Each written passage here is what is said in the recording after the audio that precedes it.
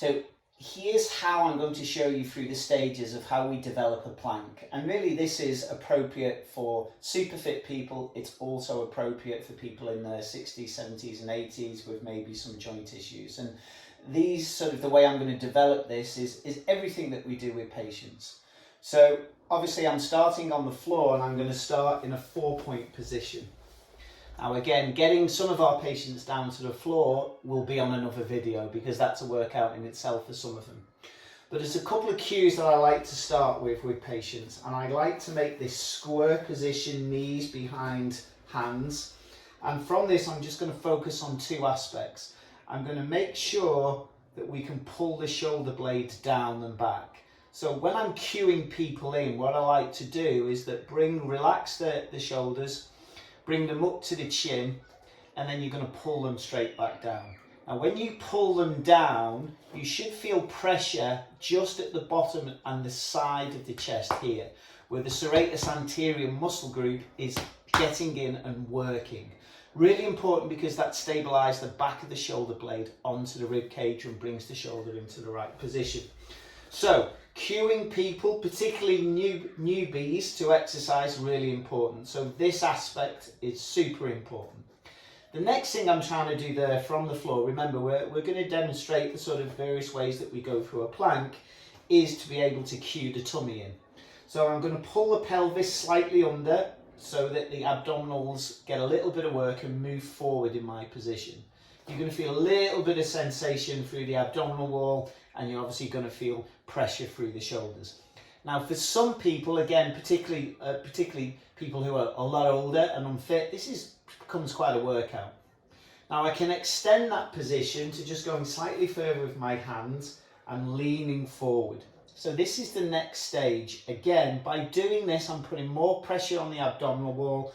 I'm getting them to consistently cue their shoulders down and hold and pull that pelvis under from there. The next step, of course, from here is going even further out.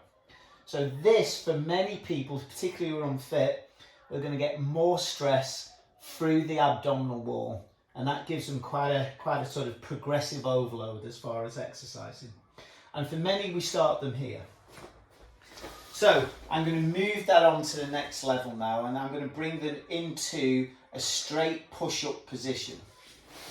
I'm going to bring them in again, and then I'm going to ask them to cue their abdominals, so tight through the tummy, step off one leg, step off two. Now what I like to do is bring the hands a little bit closer in. My hands here are about 4 to 6 inches apart. My feet are probably just about shoulder width.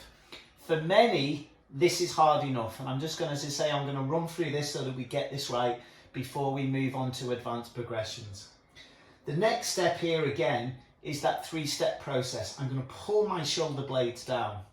Now I'm going to feel pressure in the shoulders, I'm going to feel pressure in my quads, so my thigh muscles. I want to switch them on also. So we don't want people with relaxed knees, we want to pull those legs straight, and we want to be squeezing the quads, which I'm doing now. And already this is becoming quite a significant workout.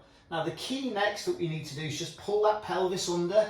So we don't want to be here, we don't want to be sagging down, we want to cue in and pull that pelvis round so that the pelvic bone rotates under and in. By doing that, we're going to switch the abdominal wall on even greater than we would do normally. So we've got 3 points of consideration when we're doing the push-up hold.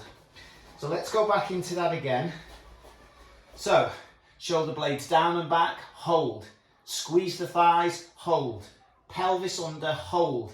And what you're thinking about is obviously you want to think about, can I draw my hands down towards my feet and my feet up towards my hands?